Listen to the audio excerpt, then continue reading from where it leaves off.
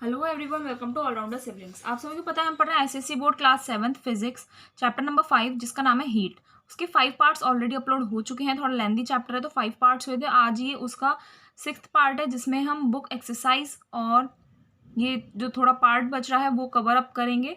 ठीक है, उसके बाद ये चैप्टर हमारा फिनिश हो जाएगा। फिर क्वेश्चन आंसर्स रह जाएंगे, वो उसकी भी वीडियो आपको जल्दी मिल जाएगी। तब तक के लिए सारी वीडियो ज़रूर देखिए, लाइक कीजिए, शेयर कीजिए अपने फ्रेंड्स, रिलेटिव्स, क्लासमेट्स के साथ और सब्सक्राइब करना चैनल को ना भूलें। ठीक है, तो लास्ट पार्ट में यानी कि पार्ट 5th में हमने पढ़ा था रेडिएशन ऑफ हीट, है ना। फ्लो ऑफ हीट का टॉपिक हमने स्टार्ट किया था ना। फ्लो ऑफ हीट में 3 वेज होते हैं जो हीट फ्लो करती है। उसके 3 तरीके होते हैं, 3 तरीकों से हीट फ्लो करती है। कौन कौन से पढ़े थे हमने? Conduction, convection, radiation. ठीक है, उनके यूजेस पढ़े, कहाँ पर वो अप्लाई होती हैं, ये तीनों फ्लो ऑफ हीट कहाँ कहाँ लगते हैं, वो सब हमने पढ़ा था। ठीक है, और रेडिएशन ऑफ हीट में फिर हमने ये भी पढ़ा कि जो ब्लैक ऑब्जेक्ट्स होते हैं वो ज़्यादा हीट को एब्जॉर्ब करते हैं, जबकि वाइट ऑब्जेक्ट्स जो होते हैं वो नहीं करते हैं, या किसी और अदर कलर के ऑब्जेक्ट्स होंगे तो वो हीट को एब्जॉर्ब नहीं करते हैं। उसके बाद आज हमें क्या पढ़ना है? एक्टिविटी नंबर 12 पढ़नी है। ठीक है, इसमें क्या है? रेडिएशन। इसमें आपको ये प्रूफ करना है that radiation can pass through vacuum. इसमें आपको ये देखना है कि रेडिएशंस जो होती हैं, रेडिएशन क्या होता है? रेडिएशन होता है एक ऐसा प्रोसेस जिसमें हीट एनर्जी ट्रांसफर हो रही है एक हॉट बॉडी से कोल्ड बॉडी में, डायरेक्टली हो रही है और सारी डायरेक्शंस में फैलकर हो रही है। ठीक है, और इसमें किसी भी मीडियम की नीड नहीं होती है, तो इसी प्रोसेस को हम रेडिएशन बोलते हैं। तो आपको इसमें ये प्रूफ करना है कि रेडिएशन जो है वैक्यूम यानी कि जहाँ पर बिल्कुल भी एयर नहीं होती वहाँ से भी पास हो सकती है। तो इसका एम क्या हो गया? To prove that radiation of heat does not require any medium to transfer. आपको ये प्रूफ करना है कि रेडिएशन ऑफ हीट जो है उसे किसी भी मीडियम की ज़रूरत नहीं होती है ट्रांसफ़र करने के लिए, ट्रांसफ़र होने के लिए। ठीक है, मटेरियल्स क्या क्या चाहिए आपको? इसमें फ्लैट बॉटम फ्लास्क चाहिए, कॉर्क चाहिए जिसमें 2 होल्स हों। ठीक है, एक थर्मामीटर, ग्लास ट्यूब चाहिए जिसमें स्टॉपर लगा हुआ हो और एक वैक्यूम पंप चाहिए। ठीक है, इस प्रोसीजर में आप क्या करेंगे बच्चों? देखिए, make 2 holes in the cork. Cork में आपको 2 होल्स बनाने हैं। कॉर्क आता है आपका एक वुड का बना हुआ आता है। ठीक है, थोड़ा इस शेप का होता है, और 2 होल्स बनाने हैं उस कॉर्क में। थर्मामीटर इंसर्ट करना है और एक ग्लास ट्यूब भी फिट करनी है जिसमें स्टॉपर हो साथ में। ठीक है, उनमें दोनों होल्स में, जैसे आपने यहाँ पर एक होल बनाया कि यहाँ पर बनाया, तो इसमें तो आप थर्मामीटर लगा दीजिए और इसमें एक ऐसी ग्लास ट्यूब लगा दीजिए जिसमें यहाँ पर स्टॉपर लगा हुआ हो। ठीक है, उसके बाद क्या करना है? Fix the cork at the mouth of the flat bottom flask. अब कॉर्क को फ्लैट बॉटम फ्लास्क के माउथ पर क्या कर दीजिए? फिक्स कर दीजिए। ठीक है, जैसा आपको यहाँ पर पिक्चर में दिखाया हुआ है। देखिए कैसे दिखाया हुआ है। ये आपका राउंड बॉटम फ्लास्क, राउंड नहीं सॉरी, कौन सा फ्लास्क है? ये आपका फ्लैट बॉटम फ्लास्क है। फ्लैट है ना नीचे से, तो फ्लैट बॉटम फ्लास्क बोलते हैं। ये कॉर्क लगी हुई है, ये डार्क ब्राउन कलर की, इसमें 2 होल्स हैं। ये थर्मामीटर हो गया और ये हो गया आपका glass tube fitted with stopper, ये स्टॉपर लगा हुआ है। ठीक है, और ये इवैक्यूएटेड फ्लास्क है जिसमें से सारी एयर को इवैक्यूएट कर लिया गया है, निकाल लिया गया है। क्या बोल रहा है? Evacuate the air from the flask by connecting the vacuum pump to the glass tube. Glass tube में वैक्यूम पंप को कनेक्ट कीजिए। ठीक है, यहाँ पर आपने ग्लास ट्यूब लगाई है, यहाँ पर आप वैक्यूम पंप को क्या कर दीजिए? ज्वाइन कर दीजिए, कनेक्ट कर दीजिए, और सारी फ्लास्क में से सारी एयर क्या कर लीजिए? आप निकाल लीजिए। फिर क्या करना है आपको? स्टॉपर को क्लोज कर देना है। यहाँ से आपने निकाली, स्टॉपर बंद कर दीजिए जिससे बाकी जो एयर है, सराउंडिंग्स में एयर है, वो फ्लास्क के अंदर ना जा सके। तभी तो आप ये प्रूव करोगे किसी भी मीडियम की जरूरत नहीं होती। गैस भी तो, एयर जो है वो भी आपका एक मीडियम ही तो हो गया। फिर क्या करना है आपको? Take the reading of temperature in the thermometer. जब आपने सारा फ्लास्क में से एयर को इवैक्यूएट कर लिया, निकाल लिया, तो टेम्परेचर पढ़िए आप। ठीक है, थर्मामीटर की रीडिंग्स लीजिए कितने आ रही हैं। फिर देखिए क्या होता है आगे। आगे बोल रहा है प्लेस दी फ्लास्क इन दी ब्राइट सनशाइन, और उसके बाद रीडिंग्स लेने के बाद फ्लास्क को सूरज की रोशनी में रख दीजिए। क्या देखेंगे? आफ्टर सम टाइम आप ये देखेंगे कि मरकरी लेवल जो है थर्मामीटर का वो राइज हो जाएगा। कब राइज होगा? जब टेम्परेचर, बल्ब का टेम्परेचर, जो थर्मामीटर में बल्ब है उसका टेम्परेचर बढ़ेगा। कब बढ़ेगा वो टेम्परेचर? जब उस पर सनशाइन पड़ेगी, है ना, गर्म हो जाएगा वो, यानी हीट हो जाएगा तो टेम्परेचर बढ़ जाएगा जिससे मरकरी लेवल भी राइज होगी। तो इससे आपको ये प्रूफ मिलता है कि रेडिएशन ऑफ हीट बिना किसी मीडियम के भी होती है। हीट जो होती है, जो फ्लो करती है, वो उसे किसी मीडियम की ज़रूरत नहीं होती अगर रेडिएशन की प्रोसेस हो रही है तो। समझ में आया? तो ये बात हमने प्रूफ कर दी। नेक्स्ट एक और एक्टिविटी आती है, एक्टिविटी नंबर 13, जिसमें आप ये प्रूफ करेंगे that black body is a good absorber of radiant heat. Black body जो होती है गुड एब्जॉर्बर होता है रेडियंट हीट का। अगर ब्लैक कलर की बॉडी है तो वो गुड हीट को एब्जॉर्ब करती है। तो कैसे प्रूफ करेंगे आप? ये मटेरियल्स देखिए क्या क्या चाहिए आपको। 2 मेटेलिक कैंस चाहिए, सेम साइज़ की, सेम शेप की। 2 लिड्स चाहिए उसके, 2 ढक्कन जिस with a hole in each, और दोनों में ही एक एक होल होना चाहिए। 2 थर्मामीटर्स चाहिए, ब्लैक पेंट चाहिए और वाटर चाहिए। ठीक है, प्रोसीजर में आपको क्या करना है, आपने 2 आइडेंटिकल मेटालिक कैन्स ली, उसमें से एक कैन को ब्लैक पेंट कर दीजिए बाहर से, फिर उसमें 1/3 वाटर डाल दीजिए दोनों कैन्स के अंदर, और दोनों कैन को लिड से क्या कर दीजिए, क्लोज कर दीजिए उनका माउथ। ठीक है, लिड्स के साथ, जिनमें आपने होल भी किया था। अब क्या करना है आपको, fix the thermometer inside both the cans through the hole. हो, अब आपने दोनों को कैंस को क्या कर दिया, ये आपकी ब्लैक वाला जिस पर आपने ब्लैक पेंट किया था वो है, और ये नॉर्मल कैन है। दोनों को लिड से कवर कर दिया वाटर डालने के बाद, और उसमें थर्मामीटर दोनों में क्या कर दिया, पुट कर दिया। उसके बाद क्या करेंगे, लिड में आपने डाल दिया। ठीक है, so that mercury bulb is dipped inside water. इस तरीके से डालना है कि जो मरकरी बल्ब है, ठीक है, थर्मामीटर का जो बल्ब होता है वो वाटर के अंदर डिप हो जाए। Note down the readings of both thermometers, दोनों थर्मामीटर्स की रीडिंग्स नोट डाउन कीजिए। दोनों कैंस को ब्राइट सनशाइन में रख दीजिए, फिर उसके बाद दोनों थर्मामीटर्स की कुछ टाइम बाद उसकी फिर से रीडिंग्स लीजिए। फिर आपको क्या देखने को मिलेगा, the temperature of the water in the black painted can rises more than that of the unpainted can. जो टेम्परेचर होगा वाटर का, कौन से कैन में, ब्लैक वाली कैन में जिस पे आपने पेंट किया था ब्लैक, वो ज़्यादा राइज करेगा as compare to unpainted can. ठीक है, अनपेंटेड कैन के कंपैरिजन में जो ब्लैक पेंटेड कैन है उसका टेम्परेचर ज़्यादा राइज करेगा, जिससे आपको ये पता पड़ता है कि ब्लैक ऑब्जेक्ट जो होते हैं ज़्यादा हीट को एब्जॉर्ब करता है as compare to other objects. ठीक है, ब्लैक वाले में टेम्परेचर राइज हुआ, ठीक है, ज़्यादा राइज हुआ, उसमें क्यों हुआ, क्योंकि उसने एब्जॉर्ब कर लिया हीट को, क्योंकि वो ब्लैक कलर का था। ठीक है, तो हमने ये भी एक्टिविटी पढ़ ली। इसके बाद एक और एक्टिविटी है जिसमें आप ये प्रूव करेंगे कि ब्लैक बॉडी जो है गुड रेडिएटर भी होता है हीट का। ठीक है, वो रेडिएट भी करता है। तो इसमें आपको क्या करना है, मटेरियल्स आपको वही चाहिए जो हमने इस वाली एक्टिविटी में लिए थे। ठीक है, प्रोसीजर में आपको क्या करना है, पूरा सेम प्रोसीजर करना है। इन दोनों कैंस को, ये वाली प्रोसीजर करने के बाद इन दोनों कैंस को एक ठंडे और डार्क प्लेस में रख दीजिए, और फिर दोनों थर्मामीटर्स की रीडिंग्स को ऑब्जर्व कीजिए। ठीक है, तो आप क्या देखेंगे, the temperature of the black painted can will fall down more rapidly then the unpainted can. तो आपको यहाँ पर ये देखने के लिए मिलेगा कि जो ब्लैक पेंटेड कैन का टेम्परेचर था वो बहुत जल्दी फॉल डाउन हो गया, यानी कि बहुत जल्दी ठंडा हो गया ठंडे एरिया में आने पर, as compare to unpainted can. ठीक है, आपने देखा उसने एब्जॉर्ब भी बहुत जल्दी कर ली, लेकिन और वो उसका जो टेम्परेचर डाउन आएगा थर्मामीटर का उस पेंटेड कैन का, तो वो रेडिएट भी जल्दी कर देता है ब्लैक बॉडी। ठीक है, तो ये भी एक गुड रेडिएटर होता है रेडिएंट एनर्जी का। कौन, ब्लैक बॉडी। तो आप समझ रहे हैं ना, एब्जॉर्बर भी होता है और गुड रेडिएटर भी होता है। एब्जॉर्बर यानी जल्दी से हीट को एब्जॉर्ब भी कर लेता है और रेडिएट भी कर देता है अगर ज़रूरत होती है तो। ओके, होप आपको यहाँ पर फ्लो ऑफ हीट का टॉपिक पूरा समझ में आया होगा। अब हम आगे नेक्स्ट क्या पढ़ने वाले हैं, factors controlling the radiant heat. Radiant heat को कौन कौन से फैक्टर्स ऐसे हैं जो उसे कंट्रोल करते हैं। ठीक है, the amount of heat radiated by a hot body depends on the following factors. एक हॉट बॉडी है वो कितना अमाउंट ऑफ हीट रेडिएट करेगी, वो किस चीज़ पर डिपेंड करता है, ये कुछ पॉइंट्स दिए हुए हैं उस चीज़ पर डिपेंड करता है। मोर is the body temperature more will be the radiation. जितना ज़्यादा बॉडी टेम्परेचर होगा उतना ही ज़्यादा रेडिएशन होगा, यानी कि उतनी ही ज़्यादा हीट स्प्रेड होगी। Greater the surface area of the body more will be the radiation. जितना ज़्यादा हॉट बॉडी का सरफेस होगा उतना ज़्यादा रेडिएशन होगा। Hot black body radiates more rapidly then the body of any other colour. जो अगर हॉट बॉडी जो है वो आपकी अगर ब्लैक कलर की है तो वो जल्दी रेडिएट करेगी, ठीक है, रैपिडली रेडिएट करेगी as compare to body of any other colour. अगर दूसरे कलर की बॉडी है तो उसके कंपैरिजन में हॉट ब्लैक बॉडी ज़्यादा जल्दी रेडिएट करती है हीट को। तो इसका मतलब अगर आपको रेडिएंट हीट क्या करवाने हैं, रेडिएट करवानी है हीट, तो ब्लैक बॉडी लीजिए। Radiation depends on the nature of the material of the body. Radiation इस चीज़ पर भी डिपेंड करता है कि बॉडी का मटेरियल कैसा है। जैसे the metals radiate more then non metals. जो मेटल्स होते हैं वो ज़्यादा रेडिएट करते हैं as compare to non metals.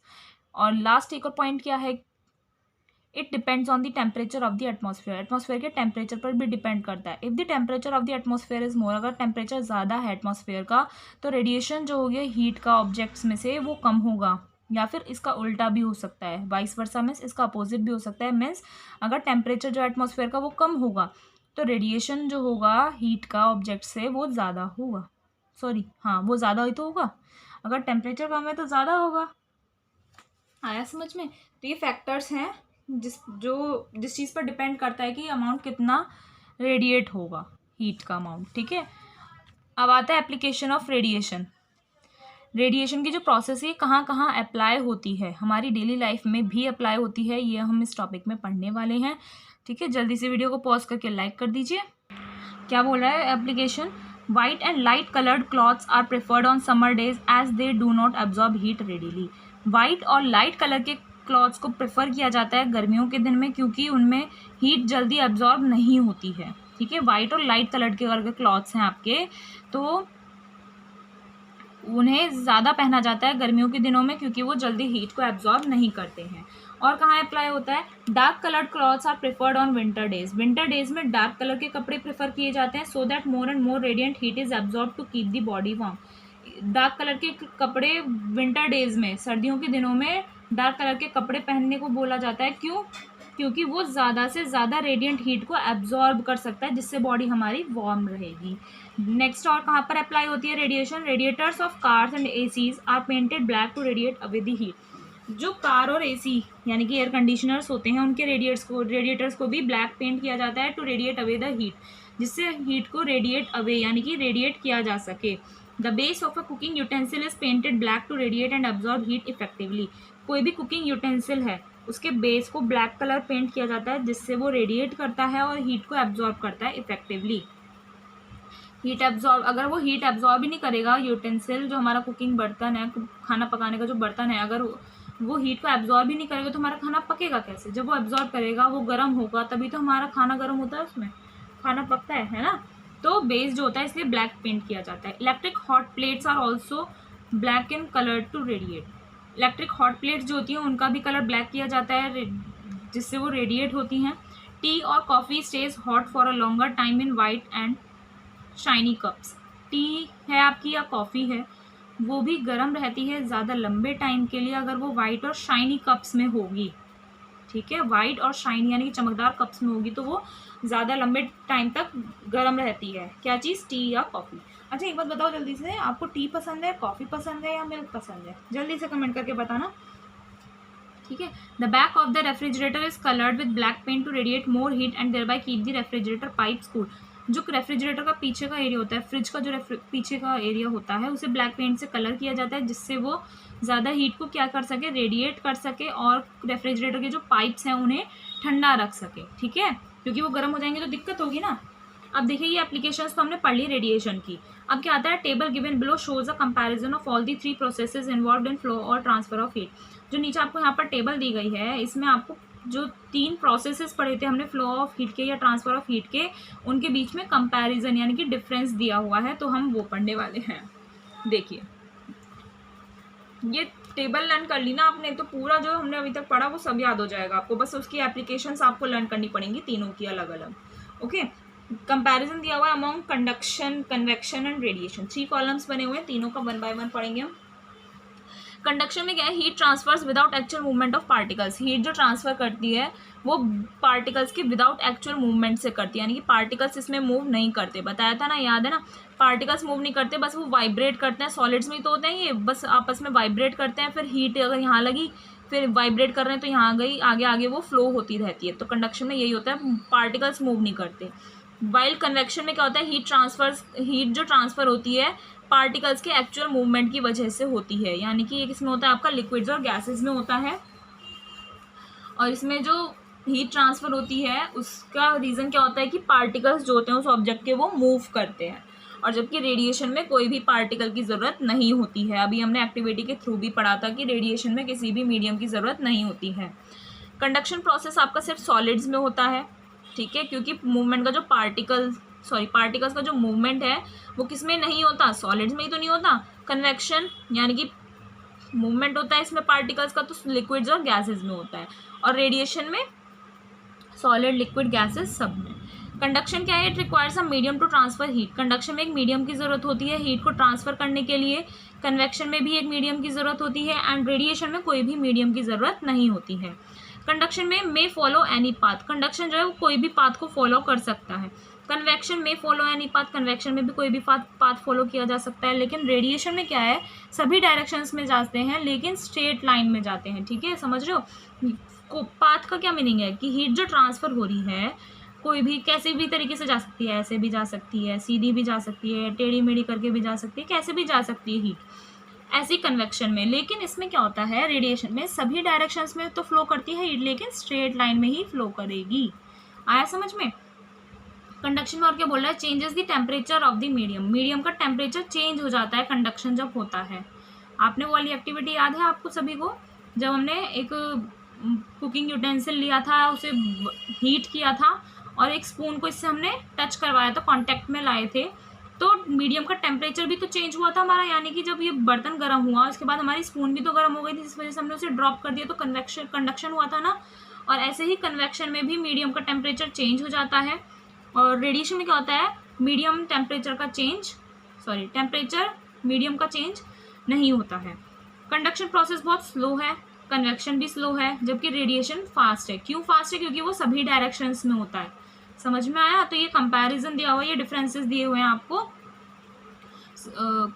Conduction, convection and radiation का। इसके बाद हमारा एक लास्ट टॉपिक बचता है इस चैप्टर का, थर्मस फ्लास्क। थर्मस होती है ना जिसे हम बोलते हैं, तो थर्मस फ्लास्क बोलते हैं इसे। इसके बारे में पढ़ेंगे कि कैसे बना हुआ होता है। इसमें कोई चीज़ अगर हम गर्म पुट करते हैं, हॉट चीज़ पुट करते हैं, हॉट लिक्विड, तो वो हॉट कैसे रहता है, कोल्ड करते हैं तो कोल्ड कैसे रहता है। A thermos flask is also called a vacuum flask और Dewar flask after the name of its inventor James Dewar. एक थर्मस फ्लास्क को आप वैक्यूम फ्लास्क भी बोलते हैं या फिर आप इसे ड्यूअर फ्लास्क भी बोल सकते हैं, क्योंकि इसका जो इन्वेंटर था थर्मस फ्लास्क किसने बनाया था, जेम्स देवर ने बनाया था। उनके नाम पर इसका देवर फ्लास्क नाम भी रखते हैं। The name vacuum flask is used as there is vacuum between the two glass walls of the bottle. Vacuum flask इसलिए यूज़ किया जाता है इसका नाम, क्योंकि बॉटल में 2 ग्लास वॉल्स होती हैं। ठीक है, जैसे ये बॉटल का है तो ये 2 ग्लास वॉल्स होती हैं और उनके बीच में वैक्यूम होती है, यानी कि नो एयर, कोई भी मीडियम नहीं होता, इसलिए इसे वैक्यूम फ्लास्क भी बोला जाता है।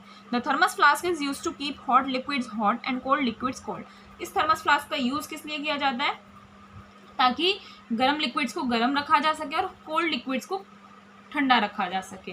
द हीट गेन्ड और heat lost by the flask is controlled by conduction, convection and radiation process. Flask के द्वारा जो भी हीट का गेन किया जा रहा है या हीट का लॉस किया जा रहा है वो कंट्रोल किया जाता है conduction, convection and radiation process के द्वारा। देखिए यहाँ पर आपको एक थर्मस फ्लास्क का स्ट्रक्चर दिया हुआ है, अंदर से कैसा होता है। ठीक है, ये अभी हम आगे पढ़ेंगे ये सब चीज़ें क्या हैं। ये थर्मस फ्लास्क है जिसमें आप लिक्विड को पोर करते हो। ये डबल वॉल्ड ग्लास वेसल दिया हुआ है आपका, यहाँ पर वैक्यूम होता है। ठीक है, कुछ नहीं होता। ये कॉर्क का सपोर्ट दिया हुआ है, क्योंकि अगर ये नहीं लगेगा तो ये टेढ़ा भी तो हो सकता है, समझ रहे हो। ये वैक्यूम सील है, आउटर केस हो गया ये। ठीक है, ये सिल्वर्ड वॉल है, अंदर से देखते हो ना आप सिल्वर कलर की होती है, वही है ये। और ये स्टॉपर दिया हुआ है। क्या है इसका स्ट्रक्चर अभी हम पढ़ने वाले हैं। The thermos flask is a double walled glass vessel. ये डबल वॉल्ड ग्लास वेसल है। डबल वॉल यानी कि इसकी 2 दीवार, यानी कि 2 वॉल्ड है इसमें।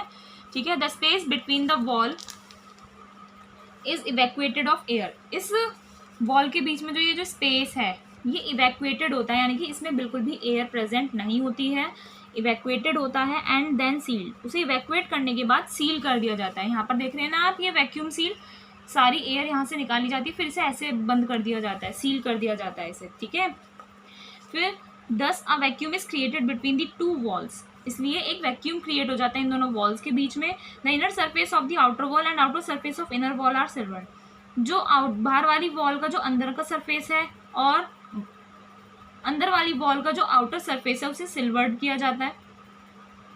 The vessel is then put in a metallic और प्लास्टिक केस। उसके बाद उस वेसल को एक मेटालिक और प्लास्टिक केस में रखा जाता है। ठीक है, and separated from it by cork और प्लास्टिक सपोर्ट। और उसे सेपरेट कर दिया जाता है कॉर्क से या फिर किसी भी प्लास्टिक सपोर्ट से।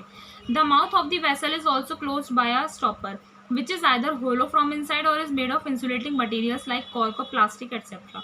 जो वेसल का मुंह होता है उसे भी क्लोज कर दिया जाता है एक स्टॉपर से।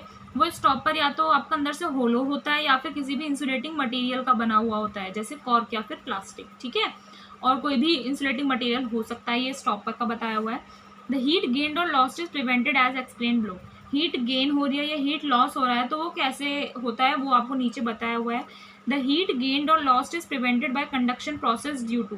कंडक्शन प्रोसेस के द्वारा हीट गेन या लॉस को प्रिवेंट किया जाता है, बचाया जाता है कि हीट गेन ना हो या हीट लॉस ना हो। किस वजह से? ग्लास, कॉर्क, रबर और प्लास्टिक्स, ये सभी क्या होते हैं? आपके बैड कंडक्टर्स होते हैं हीट के, इसीलिए हीट गेन और लॉस को प्रिवेंट किया जाता है। वैक्यूम स्टॉप्स कंडक्शन प्रोसेस, और जो वैक्यूम होता है वो कंडक्शन प्रोसेस को रोक देता है। ठीक है, और क्या होता है? अब बताया था ना स्टार्टिंग में कि कंडक्शन, कन्वेक्शन, रेडिएशन होता है, तो तीनों का बता रखा है। कंडक्शन से क्यों होता है? क्योंकि glass, cork, rubber, plastic bad conductors होते हैं हीट के, जो भी इसमें यूज किए गए हैं। वैक्यूम जो है कंडक्शन प्रोसेस को रोक देता है, इसीलिए हीट गेन और लॉस को प्रिवेंट किया जाता है कंडक्शन प्रोसेस से। अब कन्वेक्शन प्रोसेस से कैसे प्रिवेंट किया जाता है? क्योंकि वैक्यूम जो है कन्वेक्शन प्रोसेस को भी स्टॉप कर देता है। समझ में आया?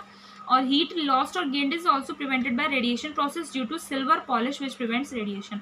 इसमें मैंने बताया था ना कि सिल्वर पॉलिश की जाती है, तो इस वजह से सिल्वर पॉलिश की वजह से जो रेडिएशन रुक जाता है, इसीलिए हीट लॉस और गेन बच जाता है। हीट लॉस भी नहीं होता, ना ही हीट गेन होती है। तो ये थर्मस फ्लास्क का पूरा स्ट्रक्चर था, कैसे किस चीज़ के काम में आता है और कैसे इसमें कोई भी हॉट लिक्विड हॉट रहता है, कोल्ड लिक्विड कोल्ड रहता है, वो हमने पढ़ा। देखिए लास्ट पॉइंट यहाँ पर दिखा हुआ है, Eskimos use refrigerators to prevent their food from freezing. Refrigerators में एस्किमोस नाम का कुछ एलिमेंट होता है जिससे फूड को जमने से रुक जाता है, मतलब फूड जो है वो फ्रीज नहीं हो पाता है, जम नहीं पाता है। देखते हो ना रेफ्रिजरेटर में, फ्रिजेज में, फ्रीजर में ही तो जमता है, तो खाने को जमने से बचाने के लिए एस्किमोस का यूज़ किया जाता है। तो गाइस ये चैप्टर आपका यहाँ पर फिनिश होता है। अब हम करेंगे इसकी एक्सरसाइज। तो मैं होप करती हूँ आपको चैप्टर समझ में आया होगा, और नहीं आया, कुछ भी डाउट है तो आप कमेंट सेक्शन में पूछ सकते हैं। और हाँ, मैं ये कहना चाहती हूँ कि आपको अगर कोई भी डाउट होता है तो क्लियरली लिखा कीजिए कि मैम इस चैप्टर का ये टॉपिक हमें समझ में नहीं आया है। आप कुछ का कुछ लिखते हैं, पहले ही पोस्ट कर देते हैं, तो पहले आप उस कमेंट को अच्छे से रीड करा करिए। ओके, तो हीट वाला चैप्टर हमारे यहाँ पर फिनिश हो गया है। जल्दी से हमारे टेलीग्राम चैनल को भी ज्वाइन कर लीजिए, वहाँ पर आपको और पीडीएफ्स वगैरह सब मिल जाएंगी। चलिए एक्सरसाइज स्टार्ट करते हैं। एक्सरसाइज में सबसे पहले आता है टिक द करेक्ट आंसर्स। ठीक है, फर्स्ट है the mode of transfer of heat requiring no material medium is.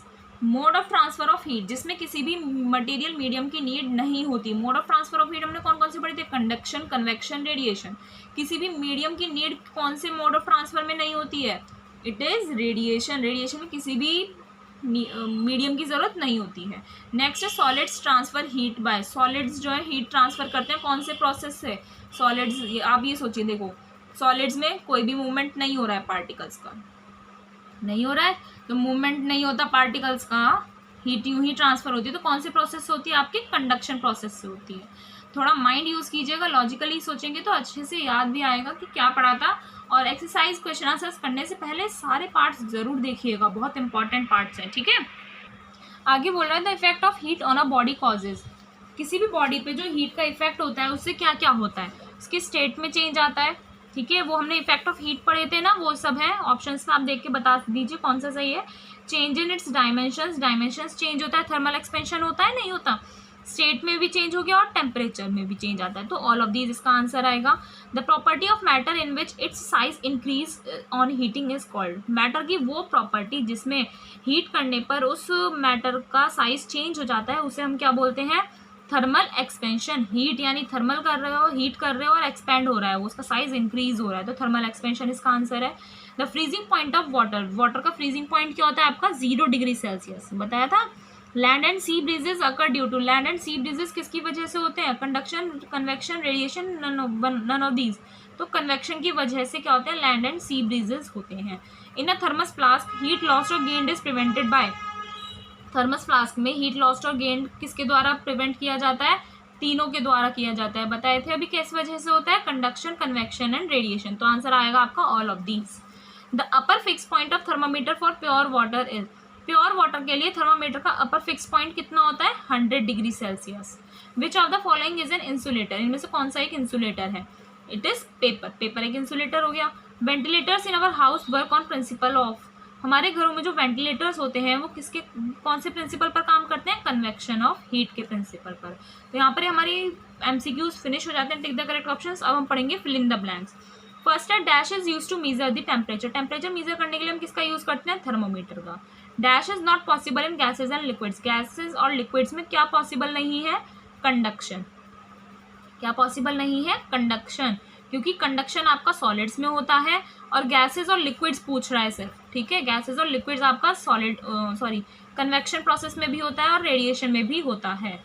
The degree of hotness और coldness is called, degree of hotness या कोल्डनेस क्या कहलाती है? Temperature. A solid starts changing to liquid state at its dash point. अगर एक solid को आपने heat किया तो वो अपनी लिक्विड स्टेट में आ जाता है, तो कौन से पॉइंट पर आता है? अपने मेल्टिंग पॉइंट पर। Convection can not take place in, convection किस में नहीं होता है? आपका सॉलिड्स में नहीं होता है, कन्वेक्शन होता है सिर्फ आपका गैसेज और लिक्विड्स में। अब आता है metals dash on cooling. Metals जो हैं ठंडे होने पर क्या हो जाते हैं? कॉन्ट्रैक्ट होते हैं।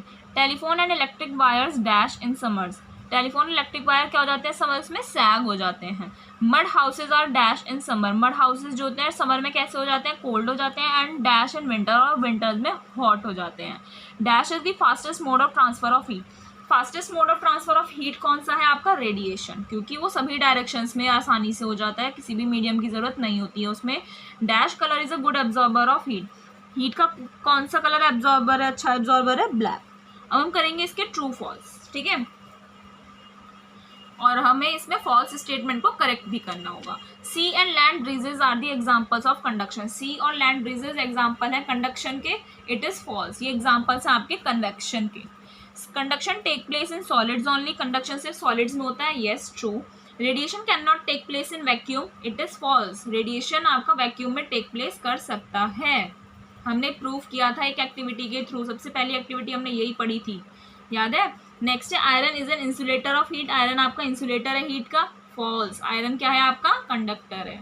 The heat coming from sun reaches us by convection. जो हीट हमारे पास आ रही है सन से, तो वो कन्वेक्शन से आती है, इट इज ऑल्सो फॉल्स। किससे आती है? कंडक्शन से आती है। Shining bodies are poor absorbers of heat. Shining bodies जो होती है हीट की पुअर एब्जॉर्बर्स होती है, yes true. Expansion of different liquids is different. Different liquids का जो एक्सपेंशन होता है वो डिफरेंट होता है, येस ट्रू। ये भी हमने एक एक्टिविटी के थ्रू पढ़ा था, याद है। हॉट वाटर बाथ में हमने 4 फ्लास्क रखे थे, ऐसे 4 फ्लास्क रखे थे नहीं, जिसमें एक में ईथर, वाटर और मिथाइल अल्कोहल क्या क्या रखे थे, वो याद सब एक्टिविटी में। तो उसमें हमने देखा था अलग अलग लेवल पहुंच जाता है, तो डिफरेंट लिक्विड्स को डिफरेंट एक्सपेंशन पॉइंट चाहिए होता है। A solid starts changing to liquid at its boiling point. Solid जो है लिक्विड फॉर्म में कन्वर्ट होता है अपने बॉइलिंग पॉइंट पर, इट इज फॉल्स। अपने मेल्टिंग पॉइंट पर चेंज होता है। Metals are poor conductors of heat. Metals आपके पुअर कंडक्टर्स होते हैं हीट के, it is false, good conductors होते हैं। We wear dark coloured clothes in summer as they are poor radiators of heat, it is false. हम गर्मियों में dark colour की क्लॉथ थोड़ी पहनते हैं। वी वियर कौन से? Light and white coloured clothes in summers. अब आते हैं हमारे मैचिंग्स। इसके बाद हमारे रह जाएंगे इस चैप्टर के क्वेश्चन आंसर्स, जो हम नेक्स्ट लेक्चर में कवर करेंगे। मैचिंग्स में क्या है? सबसे पहला सॉलिड्स। सॉलिड्स का क्या है? आपका कंडक्शन। सॉलिड्स में होता है आपका कंडक्शन। फिर आता है मरकरी। मरकरी में होता है आपका, थर्मामीटर में होता है mercury. Land breeze. Land breeze में होता है आपका convection. Vacuum, radiation. Would, would में क्या आएगा आपका? इंसुलेटर है वुड। Thermometer, temperature. ठीक है, एक्सरसाइज हमारी यहाँ तक फिनिश हो गई है। अब हम नेक्स्ट लेक्चर में मिलेंगे, जिसमें हम करेंगे इस चैप्टर के क्वेश्चन आंसर्स। तो जल्दी से ज़रूर वीडियो को लाइक कीजिएगा, चैनल को सब्सक्राइब करना ना भूलें, और कमेंट करके हमें ज़रूर बताइएगा आपको वीडियो कैसा लगा। और इसके साथ साथ आप अपना कोई भी हमसे डाउट पूछ सकते हैं। मिलते हैं नेक्स्ट वीडियो में नेक्स्ट लेक्चर के साथ। तब तक के लिए stay tuned, stay healthy, keep supporting. Thank you.